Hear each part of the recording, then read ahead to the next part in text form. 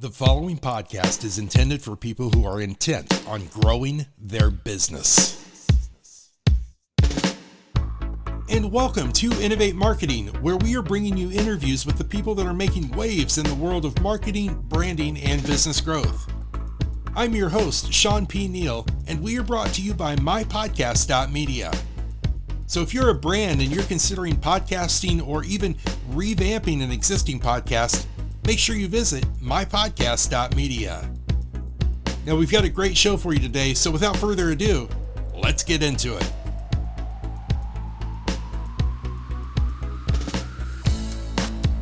So before we get started today, here's a little bit of history. So Ray Tomlinson was the first one to send an email. He did that in 1971. Now he was a computer engineer who developed a new system of communication between computers known as electronic mail. And it relied on ARPANET, which was the U.S. Department of Defense system, which eventually became the foundation, the basis for the internet as we know it. Then in 1978, Gary Thurick created the first ever campaign sending 400 emails via ARPANET. So today's guests, I'm really excited to bring you these guests. They are the two of the three founders of CodeCrew. And we're going to dive deep into the world of email and email marketing. But before we do, let's take a minute to get to know Alex Melone and Andrei Marin.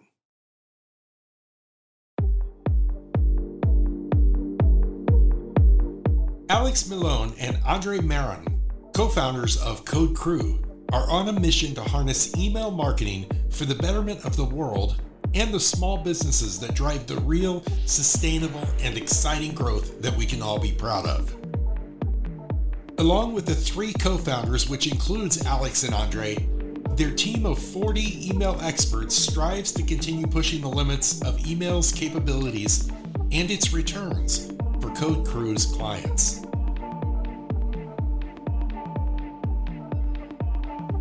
And welcome back. We've got Alex and Andrei, and you two are from CodeCrew. Welcome, both of you. Thanks for being here today. Thanks for having us. We're excited to chat and just, have a good little time. Absolutely. Yeah, pleased to be here. Thank you. Thank you. All right. So first of all, let's get these titles out of the way, because as we were talking prior to hitting the record button, titles are titles, but you two are co-founders of CodeCrew, right? We're two of the three. Yeah. Two of the three. Okay. Yeah. And then the big boss is somewhere else telling us what to do. Okay. So Alex, who came up with this first? Who was like the brains behind CodeCrew?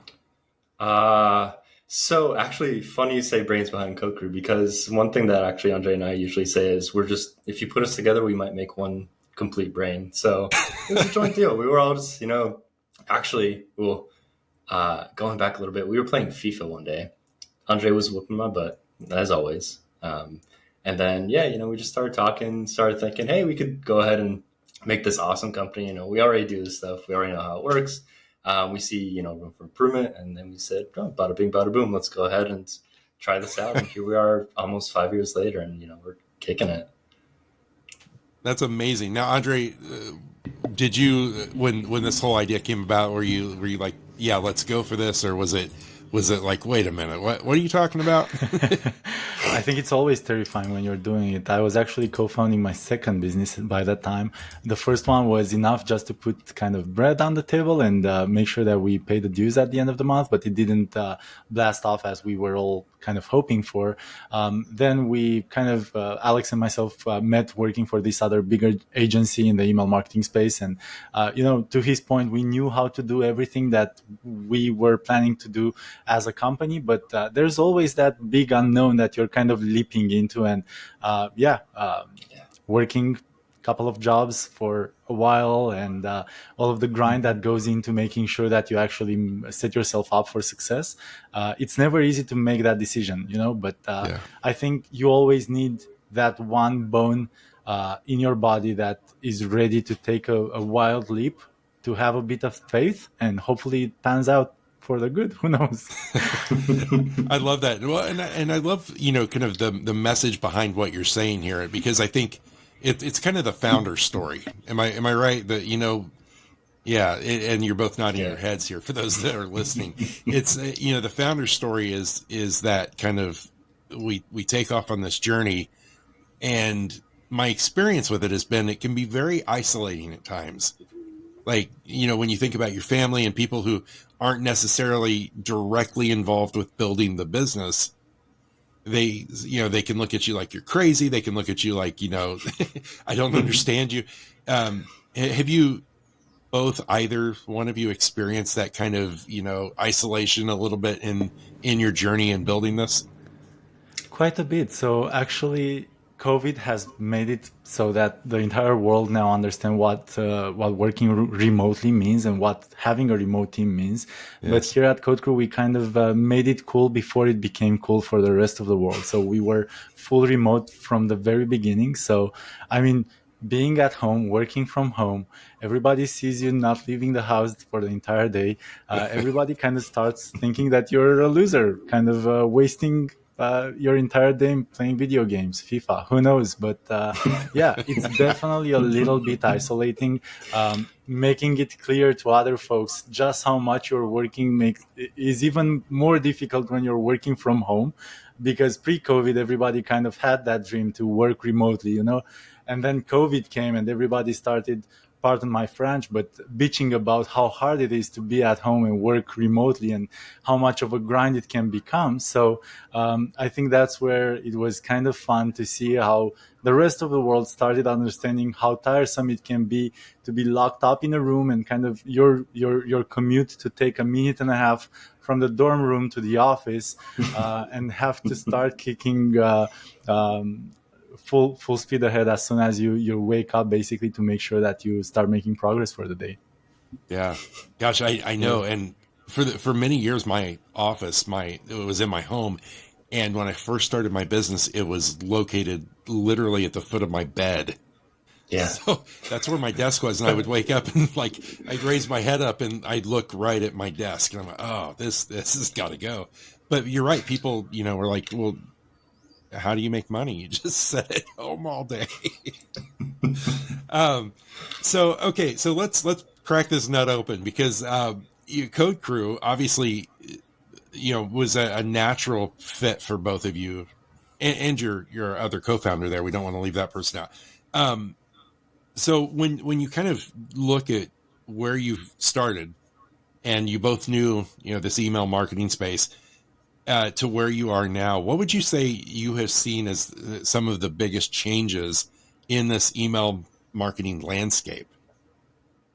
So there's this tiny company, I don't know if you've heard of it, called Apple. They ended up deciding to, what was it, 2 years ago now? 3 years ago? What? Sometimes time just doesn't make sense. But they decided to just go ahead and launch this update to iOS to go ahead and, help with privacy, which is fantastic, and I'm all for that. But it made things a little bit tougher for us as marketers, especially email marketers. And what this was this somewhat of a hidden email open relay of sorts. So, yes. Whenever you go ahead and send an email out, it says, hey, this has been opened, even if it wasn't. So, it was opened by a machine. And for a few months there, it was, a bit of a pain, a bit tricky. Then we ended up figuring out this, secret sauce kind of way to make sure that, hey, we can track this much better. And, ever since then, things have been, much smoother. But I'd say that was the biggest change, and also the toughest for us as marketers, in all honesty. Oh, sure. Yeah. Sure. What about you, Andrei? Any thoughts to go along with that? Yeah, I think that was definitely the biggest one. I think some of the things that we weren't really foreseeing at the very beginning stages of our company was just how much of a sharky world the world of business is. We were expecting it and we were bracing for it, but you're always shocked to see that people stop being people when things don't go their way necessarily, you know. So that was something that we, from the very beginning, we're people that want to do business for good and have always Yeah. had different things in our founding story and chapters that we truly wanted to get done. So for instance, we plant a couple of trees for every single email campaign we send for any of our clients. We work pro bono with a couple of NGOs every single year as our way to give back into the community. So we have that at our foundation to be good and do good in the world. So, you know, when you're seeing different clients kind of go out of their way to make sure that they don't pay their invoices, or that they kind of exit the relationship with one leg up, it's a little bit I don't know, daunting, maybe soul Yeah. crushing. I don't know what the word is for it, but it definitely toughened us in a way that we didn't necessarily want to be toughened up. We were fine the way we were. Yeah. I think that was alone the biggest the toughest thing to get prepped for, you know, because you do need to be prepped for that kind of thing if you see it coming. But I think that we would all imagine a world where nothing like that happens, and we can all kind of be humane up until the very end. It doesn't matter how the progress goes. You just need to look at your inner self and be human. Yeah, I mean, I'd rather make, I don't know, $10 less at the end of the day and be a good person about it than, you know, squeeze every last bit of money that I can out of someone. So, Right. To Dre's point, it has definitely been really eye-opening just, you know, how different people use business. You know, it can be used for good. It can be used just as a way to make money and not really make anything better for the world either. So, you know, Yeah. hopefully you can work with the form. Well, we talk a lot about, you know, purpose driven and mission driven. And I think that that's, you know, one of the things that you kind of alluded to is your philanthropic, you know, nature behind what you do and making sure that you're giving back. And I think that that's one of the key things that keeps us kind of authentic and genuine, you know, is to have that mission and to make sure that you're somehow leaning into it every step of the way. So I would love to talk about this because y'all built a team of, was it roughly 40 people? Is that right? Or Yeah. Okay. Thereabouts.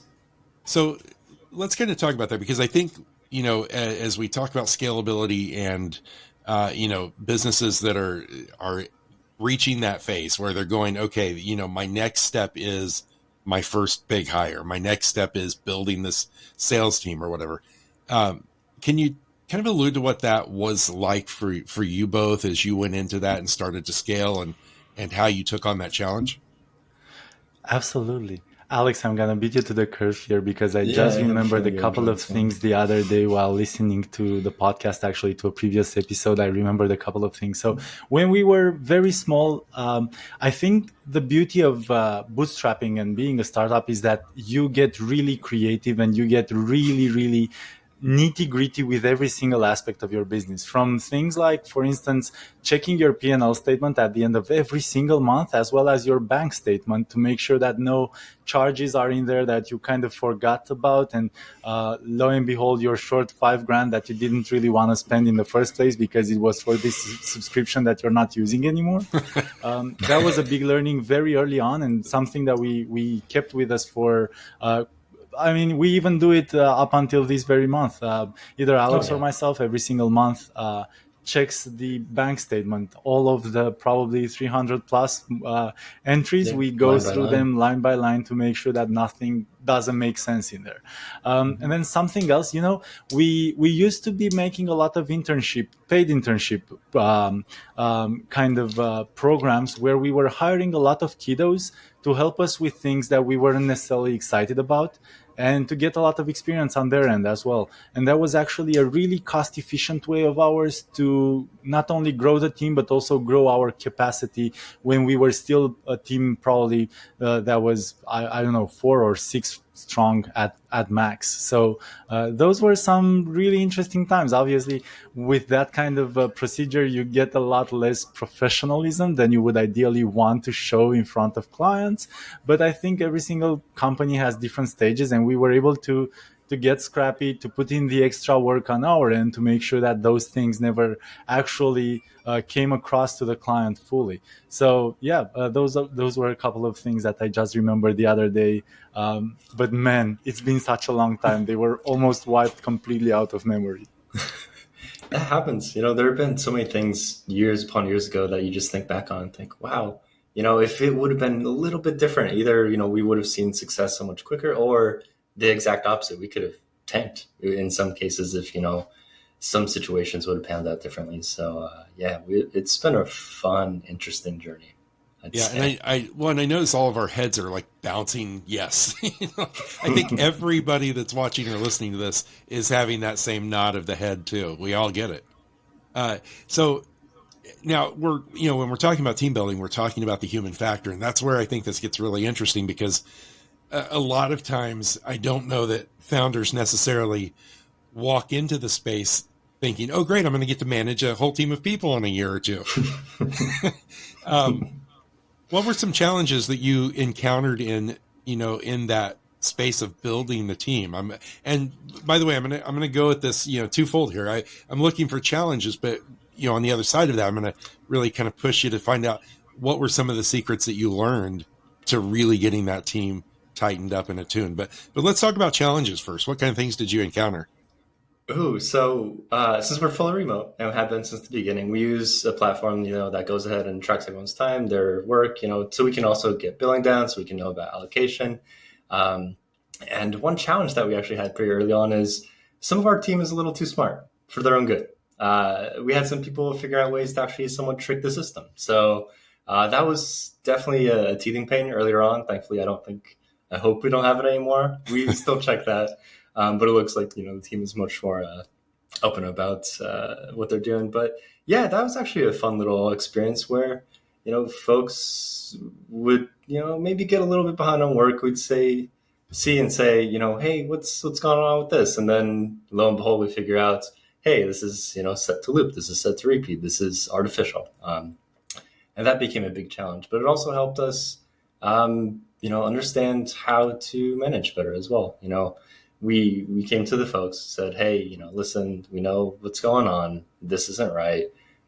Please, be open, be honest, be respectful. This is something that we, always want to cultivate within the team. This is something that, we've always been really mindful of ever since day one. Just be a good person. And, we unfortunately had those discussions where they ended, negatively, and, the person had to part ways with us. And then we've had discussions where that same person or, a different person doing the same thing ended up being some of our best folks. So, it really Sure. teaches you how to manage well and effectively and, in the best interest of everyone. I've got a cool one for you. So, Nice. The world of hiring kind of in a remote capacity is a very interesting one. We actually wanted to pair up two of our key founding factors, the kind of giving back and doing business for good component, as well as our remote component, and make sure that we hire from all over the world, no matter the place, no matter the experience, as long as you have the proper knowledge and the proper ambition and kind of drive to be successful. We wanted you to have a shot within our team. So oftentimes we used to put up these job boards, and I am not kidding you. We used to get in excess of maybe 1,500 applicants for a single role. And that was crazy to go through, absolutely crazy. And in some instances, we hopped on interviews that were absolute time wastes. I cannot even begin to explain. Like, people completely improperly dressed, people that couldn't even basically answer two very simple questions, and you Yikes. still had to respect those folks and spend at least kind of 10-15 minutes with them so that they didn't feel like you were making fun of them or whatnot. So the solution to that was to start requesting videos from every single applicant. I know this isn't rocket science, but back when we started implementing it, it actually wasn't as common as it is right now. I think we've been doing it for the past 3.5 to 4 years. And you'd be surprised just how many applicants knock themselves out by not even sending a video in the first place. Sure. And then how many of those that send the video actually forget or don't want to dress up properly, don't want to make sure that they have a decent appearance on camera, that they structure their thoughts somehow. And so that has helped us massively to pre-call a lot of the applicants before we schedule calls with I think 2% of the applicants that actually come through. We actually get a chance to hop on a call with and discuss for 45 minutes and have the team meet them and everything in between, because everybody else has a way of knocking themselves out, unfortunately. Mm-hmm. That was a game changer. I bet. Well, and the fact that you alluded to it, you said it could be something very simple, but I think that's often the case. I mean, sometimes we have to take that lesson. And we realize that the simple answer is going to be the most effective way to fix it. Believe me, I the P&L statements when you were talking earlier, I learned that lesson early on. The hard way, I bet. Exactly. That's why my desk is at the end of my bed instead of in an office. and then I learned. So I love the fact that you two are. We talked about this. You got this chemistry. And something tells me that is beyond the camera here. There's this, you both, kind of talk in sync, you nod back and forth. What is the working partnership like for you? And I don't know, maybe I'm getting in this questionable territory here, but what is the working partnership for you like? And what would you say makes a good working partnership for those people out there who are maybe involved in a partnership, or at the very least considering? Honestly, from my end, it always starts with not just respect, but also being front about the way you feel. We all have those days when you just absolutely feel like eviscerating somebody. The way Alex knows that I sometimes, there's this funny meme from Mr. Wonderful saying that he's going to eviscerate somebody on the Shark Tank show. So I on occasion send that to Alex when I have a bad day. I think it's important to be front about that and to tell somebody that you're about to eviscerate them if you're about to eviscerate them. Otherwise, that can bottle up inside in pretty nasty ways, and it could come out at the worst possible times. So we try to be very open with everything that we not only feel but also think. And if you feel elated, share it. If you feel terrible, share it. Maybe that other co-founder, person, teammate, it doesn't even need to be somebody management level, feels the same way or feels a very specific way, and you're able to work it out. That's that communication component, I think, is not only important between us, but we've tried our best to instill it in the rest of the team and make sure that they come back with their problems to us when those problems exist. Otherwise, you kind of get somebody that's really frustrated and you don't understand why they're underperforming, and they don't sometimes even understand that they are underperforming. So we encourage all of our folks to come to us with the problems they have. And sure, we're not always going to have a solution that's up to their liking, but at least we do our best to listen to them. And in some cases, we do have solutions. So I think that was a big part of not only our bromance, but our friendship with the rest of the team as well. I knew you were going to say that word at some point. But honestly, I can only echo that. Respect and communication. There's, those are the two biggest factors that you can have. Even if you're having a good day, a bad day, if, you would have a different solution to a problem or to an answer. It doesn't mean that theirs is wrong. It doesn't mean yours is right. You just need to be open. You need to be mindful of, the bigger picture. And you need to always treat their work, their answers, and everything that they do with respect. Yeah. Oh, totally agree. And by the way, that question just kind of came out of left field for me, but the reason is I watch how you two are interacting, and I have a feeling to be on your team would be a lot of fun. So I'm just going to be honest. That.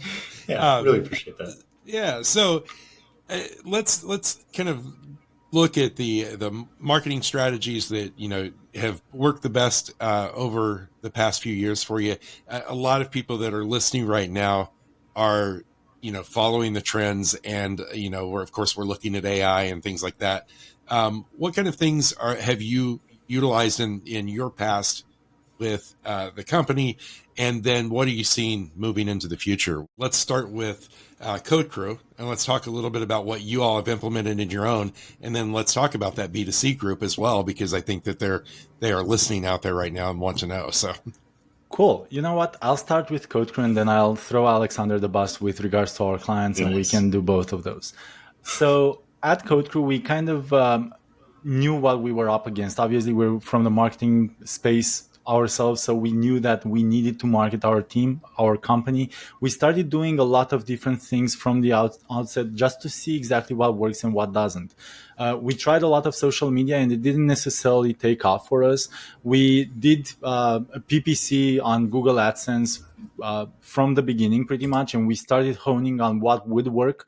And thankfully, we kind of unlocked a secret recipe there that has truly helped get us where we are right now.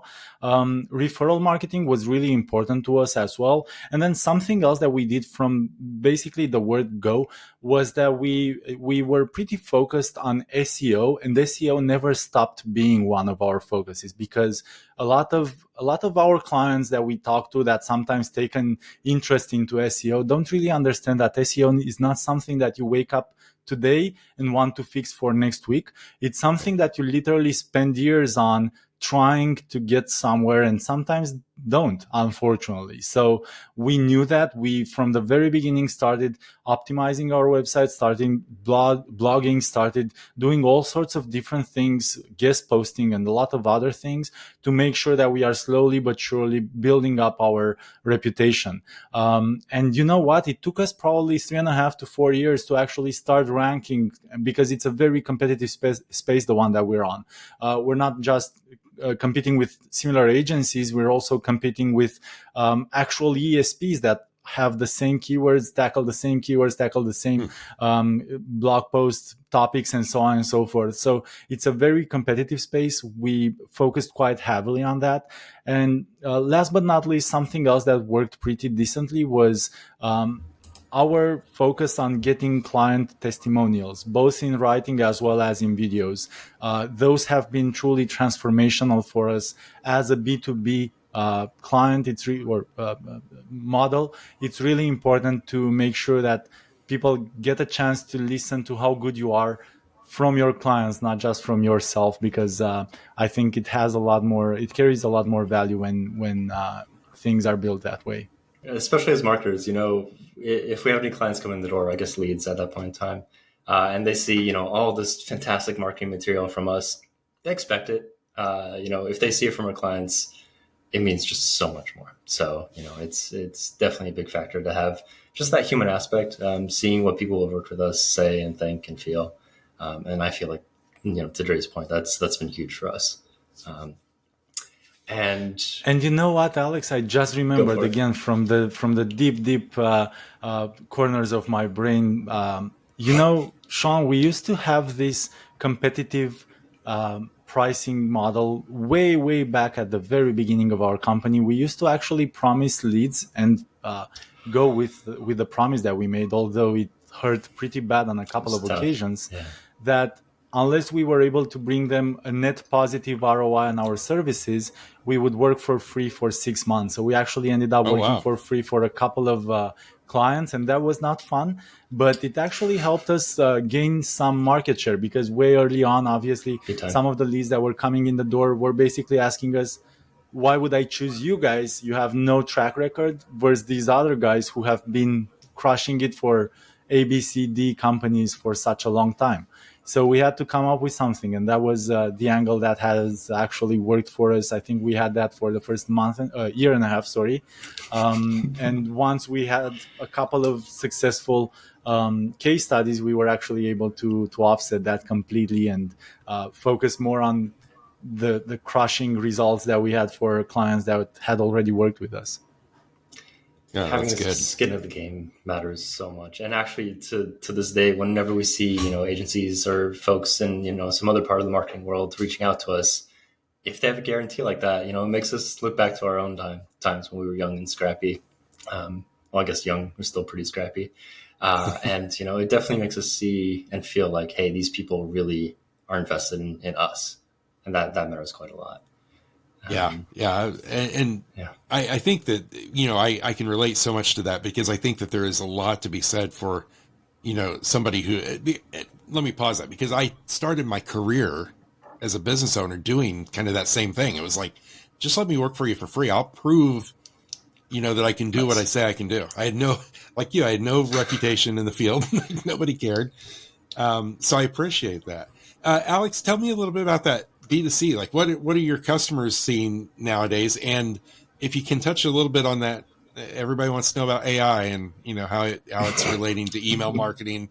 Uh, if you can talk a little bit about that, that would be great too. I invite you both on that one, but yeah.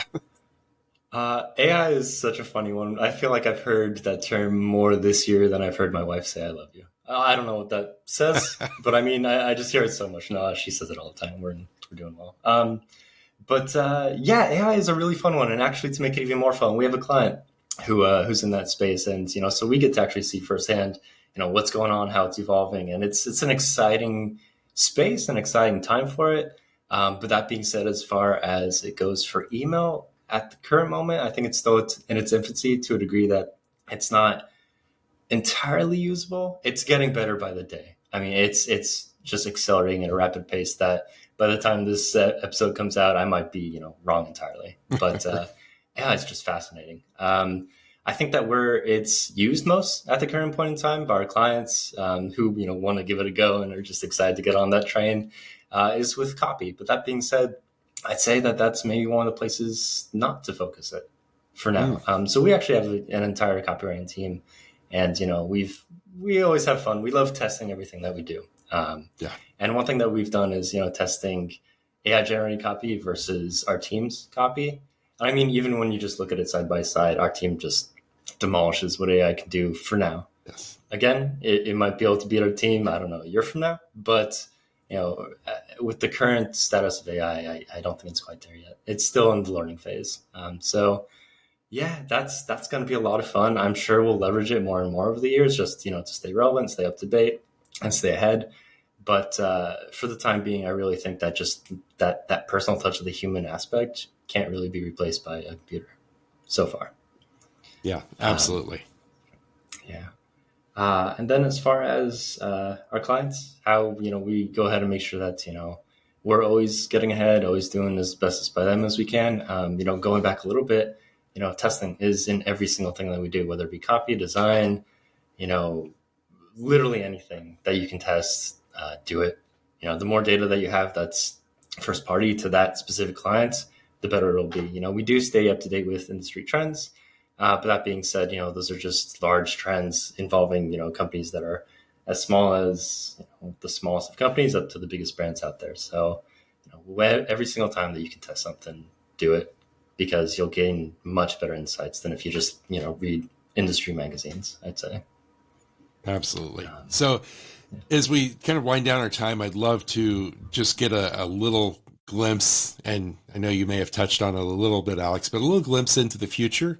Both for you both and CodeCrew. What kind of things can we expect to see from you two and from CodeCrew in the next 1 or 2 years?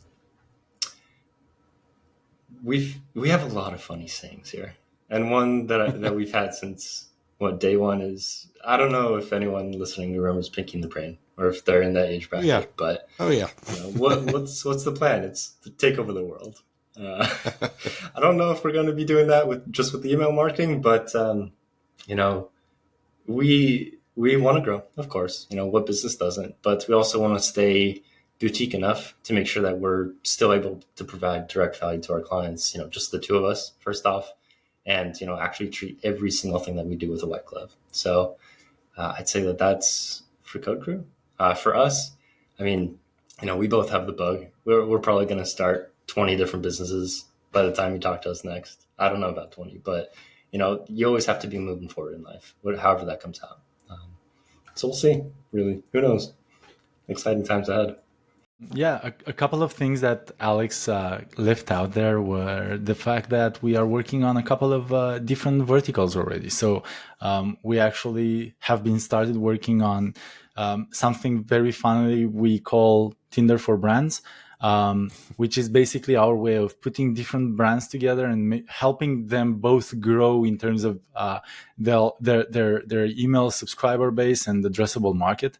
And then something else is not really a new thing as much as something that we are working or striving towards making the very best possible item on the market, which is a tool to build emails by yourself without being a kind of a creative person. We want you to be able to build the most beautiful emails that can land in an inbox and actually have them be responsive, because a lot of times the emails that we see in our inboxes are just a bunch of images paired together. And unfortunately, what happens with that is that if you send them to somebody that's either commuting on a metro or somewhere in the mountains, they don't get to experience that email at all. They load it up and there's basically nothing there because the images take too long to load. So we are working towards those couple of things. And to Alex's point, I think both of us have a couple of other irons in the fire as well, and are just kind of working towards basically doing and growing and becoming the best versions of ourselves that we can possibly be. I think that's something that we have both embarked on, and I think that's something for entrepreneurs. You know, we most recently heard this question on a podcast, you're an entrepreneur if, and I think both of our response there was, if you think about other things to do while you're in the shower instead of relaxing. I think that's kind of when you know you have the bug, when instead of relaxing, when there's a beautiful day outside, when you're out on a trail, when you're taking a shower or doing other things in the bathroom, you think about the next big thing that you want to achieve instead of actually being able to live in the moment and relax and whatnot. Only for the people watching this did that one just sink in. Oh, I love it. All right. It has been a blast with you two. I want to thank you both for coming on. It is CodeCrew. What's the best way for everybody to find you? We have an Instagram, we have a Facebook, find us codecrew.us, Twitter @codecrew.us, and then LinkedIn CodeCrew. You can also find us at just codecrew.us. Oh, that's awesome. Alex Melone and Andrei Marin, thank you both very much for being on here. Thanks. Thanks for the time as well. It's been a real pleasure.